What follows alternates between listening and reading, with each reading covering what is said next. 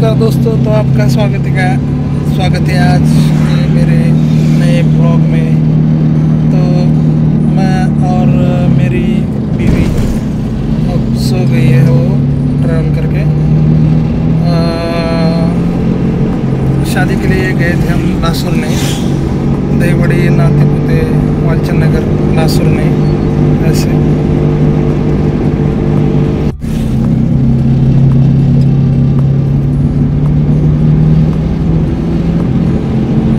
लासुरने से शादी करके निकल चुके हैं, वालचंद नगर भी क्रॉस किया है। अब आने वाला है नातेपुते 2 किलोमीटर रह गए। नातेपुते आता फक्त 2 किलोमीटर राहिलेला आहे।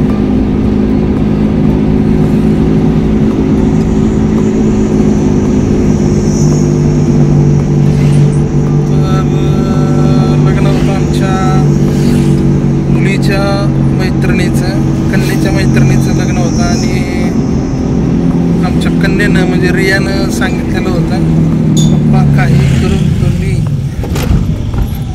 लग्नाला जायचंच। आता नातेपुतेमध्ये आपण बऱ्यापैकी एंट्री करत आहोत, कारण नातेपुते हा जो वालचंद नगर रस्ता आहे तो बराच डेव्हलप झालेला आहे। आज लग्न भरपूर असल्यामुळं कार्यालय बऱ्यापैकी बुक आहेत सर्व। प्रत्येक कार्यालयामध्ये लग्न आम्हाला दिसत आहे आम्ही निघाल्यापासून।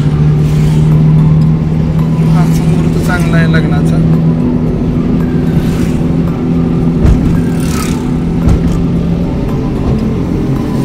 तर अशा प्रकारे आता आम्ही इथं नातेपुतेमध्ये जरा थंड घेणार आहोत,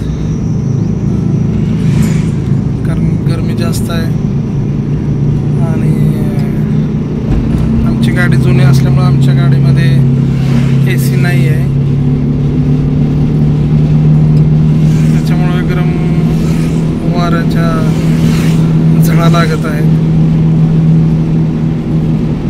त्यातून सुद्धा मस्तपैकी झोप लागलेली आहे आमच्या बायकोची। स्पीड ब्रेकरचं प्रमाण जास्त आहे इथं, कारण रस्ता चांगला आहे, रहदारीचा रस्ता आहे आणि वाहने फास्ट जातात। ॲक्सिडेंट होऊ नयेत म्हणून सरासरी 100-200 मीटरवर स्पीड ब्रेकर्स बसवलेले आहेत।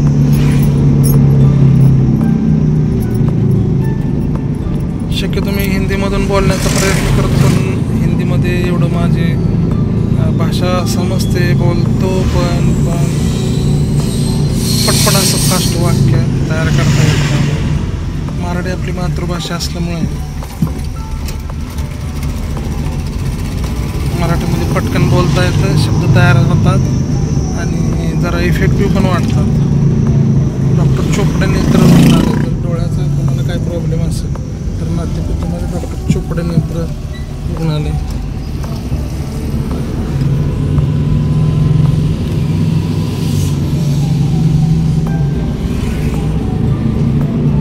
नातेपुते हे फार मोठं मार्केट आहे।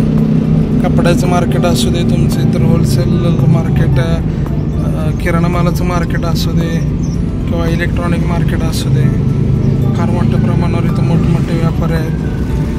हार्डवेअरचं मार्केट असू दे, फार मोठ्या प्रमाणावर इथं मोठ्या प्रमाणात विक्री चालते। तर अशा प्रकारे आपण नातेपुतेमध्ये एंट्री केलेलीच आहे।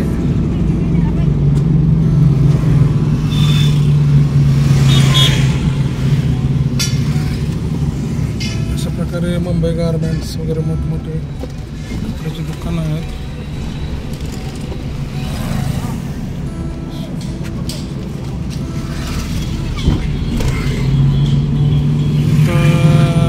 नातेपुतेमध्ये एक पांढरे इलेक्ट्रॉनिक म्हणून फार मोठे दुकान आहे। इलेक्ट्रॉनिकमध्ये कुठलीही वस्तू तुम्हाला मिळत नाही असं नाही, सगळ्या वस्तू मिळतात तिथं आणि चांगल्या दर्जेदार क्वालिटीच्या आणि कमी रेटमध्ये असतात.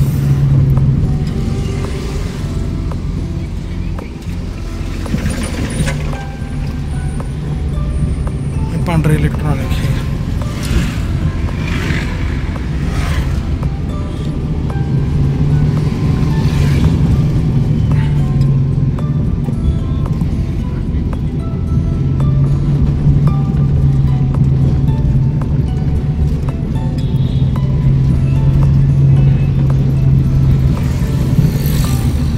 अशा प्रकारे हा नातेपुतेचा मेन चौक आलेला आहे.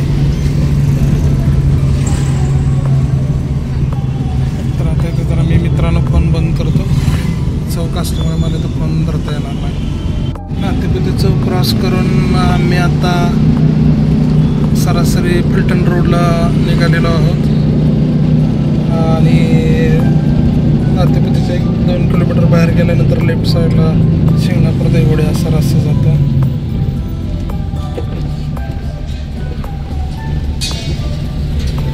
तर आम्हाला इथं थंड काहीतरी घ्यायचं आहे. काय घ्यावं काय रस प्यायचा का? हा प्यायचं का? तू नाही प्याय का? आहे का मोठा लिंबू सरबत आहे मोठा घरचा इच्छा. तर आता आम्ही मोठा प्यायला थांबत आहोत.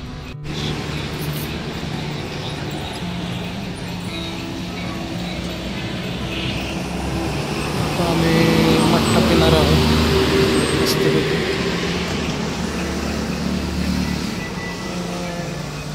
रोड आहे आणि हा पुणे. अशा प्रकारे आम्ही आता मस्तपैकी मठ्ठा पिलेला आहे. मी 2 ग्लास पिलेला आहे आणि माझी बायको कीर्ती तिने 1 ग्लास पिलेला आहे. मी जेवण केले पोटभर नको जास्त प्यायला मठ्ठा. थंड थंड मस्त वेगळं वाटत आहे. तर चला तर पुढच्या प्रवासाला. हा पालखी मार्ग आहे आळंदी पंढरपूर आणि आता आपण नातेपुते मधून बाहेर पडत आहोत फलटण रोडला.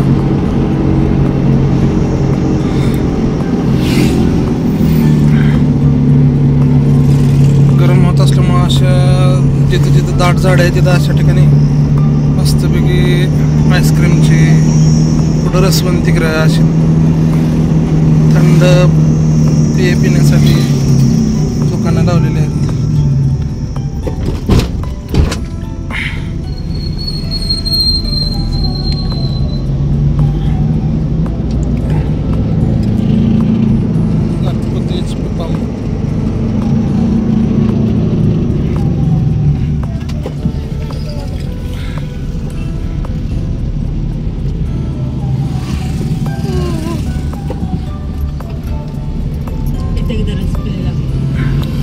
मोसंबीचा रस पिलेला नाही, कांद्याचा रस.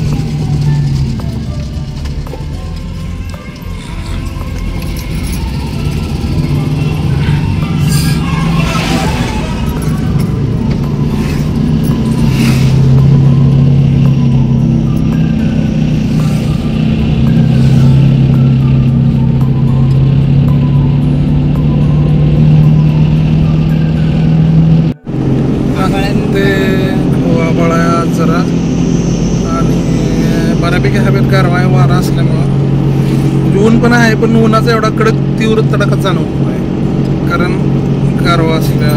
आंबे विक्रीला बसलेले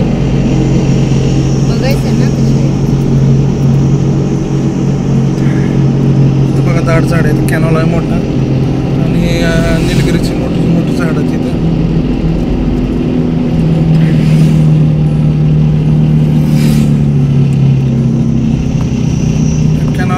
सतत पाणी वाहत असतं, सतत म्हणजे सतत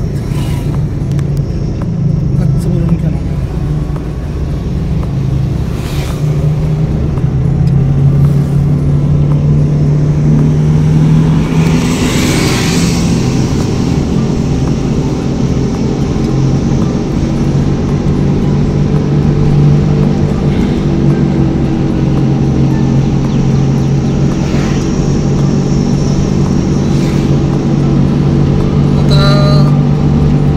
नातेपुते, शिंगणापूर आणि दहिवडी. नातेपुतेमधून 20 किलोमीटर सरासरी शिंगणापूर आहे, तिथून 20 किलोमीटर दहिवडी आहे.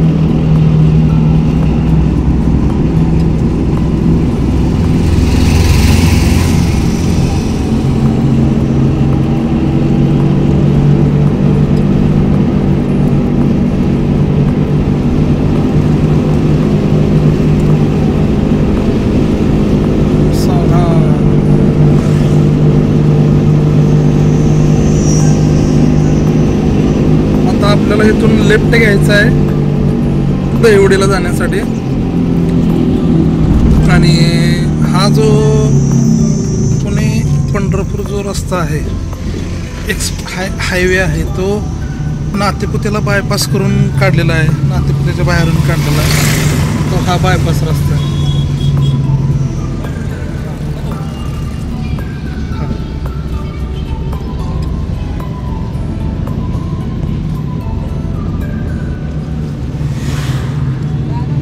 रस्ता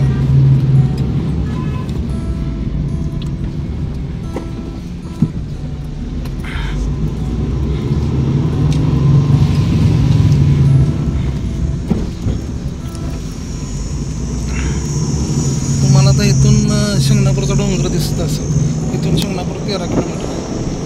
शिंगणापूरचा डोंगर तुम्हाला दिसतोय की नाही कोणास ठाऊक. इथून दाखवण्याचा प्रयत्न करतो. तुम्हाला शिंगणापूरचा मोठा, कारण सह्याद्री पर्वतरांगामध्ये शिंगणापूर हे सर्वात उंच ठिकाण आहे. म्हणून महादेवाने तिथे शिंगणापूर ठिकाण आहे.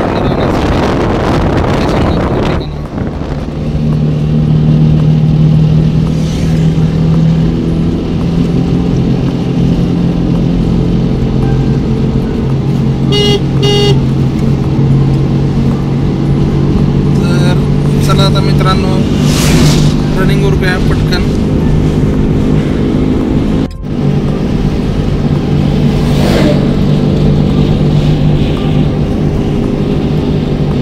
रस्ता एकदम चांगला आहे आणि आम्ही निघाल्यापासून तर आम्हाला रस्ता अजिबात काही खराब मिळालेला नाही. त्यामुळे ड्रायव्हिंग करायला पण छान वाटत आहे.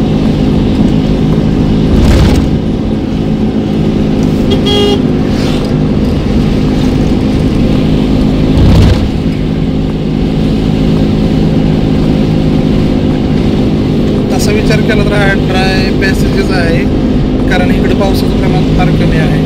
तरी पण जो नीरा नदीचा जो कॅनॉल आहे तो काढल्यामुळे इथं पाण्याची चांगली व्यवस्था झालेली आहे आणि बऱ्यापैकी नातेपुते, माळशिरस अशा ऊसाचा भाग आहे आणि साखर कारखाने सुद्धा आहेत. त्यामुळे तो भाग सदन आहे. पण हा जो इथून पुढं जो आम्ही भाग चाललेला आहे, जो दहिवडी, शिंगणापूर वगैरे असा, तर हा पूर्ण बऱ्यापैकी ड्राय पॅसेज आहे. हे पाईपलाईन करून पाणी आणून ही शेती केलेली आहे. काही ऊसाची शेती नाही, जनावराला खाद्य केलेलं आहे. दिसत असेल तुम्हाला, बऱ्यापैकी ड्रायच आहे.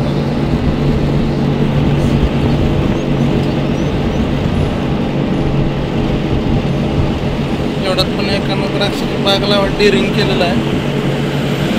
यश आलंय.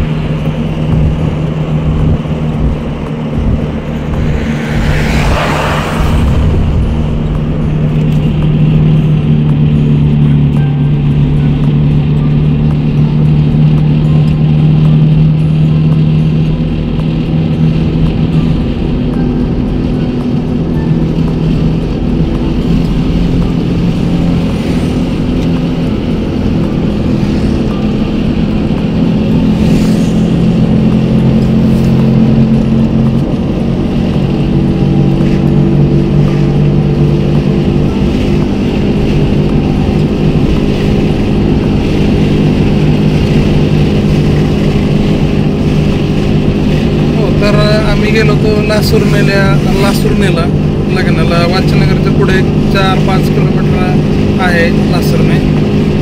तर तिला आमची कन्या रियाची मैत्रीण तिचं लग्न होतं आणि रियानं आवर्जून सांगितलं होतं की पप्पा मम्मी तुम्ही लग्नाला जावं लागेल, कारण ती डिप्लोमाला कॉम्प्युटर डिप्लोमाला आहे आणि तिचे एक्झाम चालू असल्यामुळे तिला येता आलं नाही. इथं पण एक मंदिर आहे, बऱ्याच काळापासून मंदिर आहे.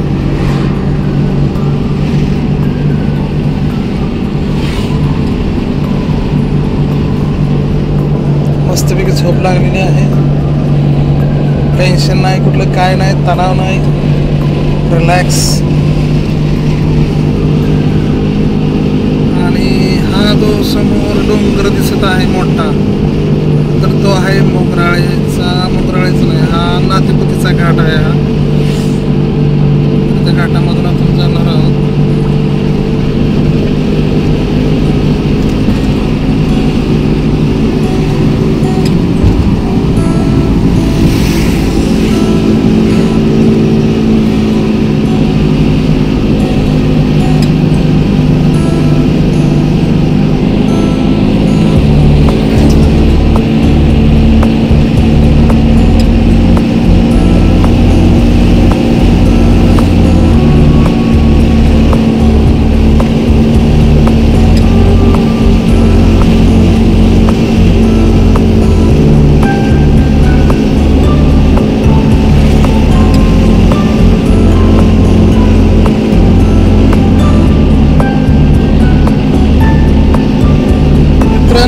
तुम्हाला जर ब्लॉगिंग करायचं असेल तर तुम्हाला तुमच्या भाषेवर चांगल्या प्रकारे ताबा पाहिजे, किंवा त्या भाषेवर तुमचं चांगलं वाचन असल्याशिवाय गोष्टी घडत नाही आहेत. माझं पण वाचन फार कमी आहे, मग काय बोलावं हे मला काय सुचत नाही, तरी पण मी बोलण्याचा प्रयत्न करतोय.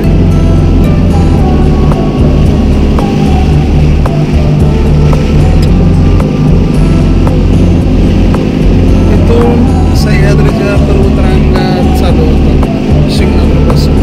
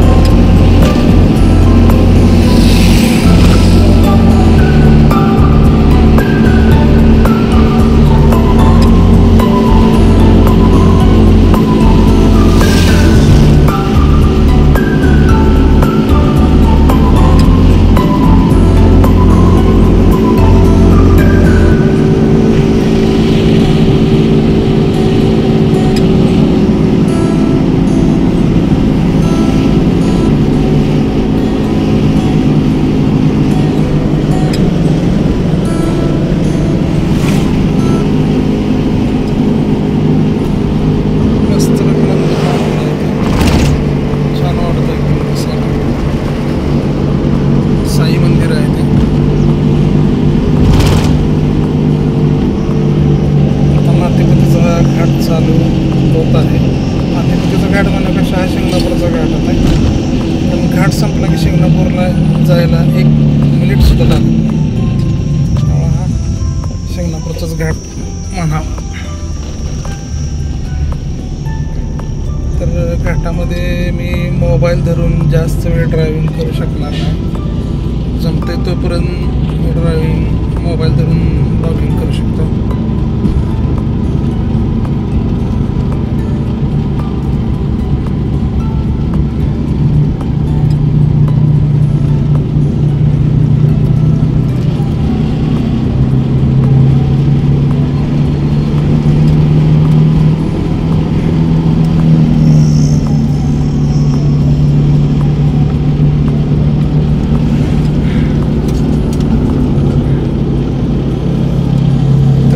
मी आता मोबाईल बंद करत आहे.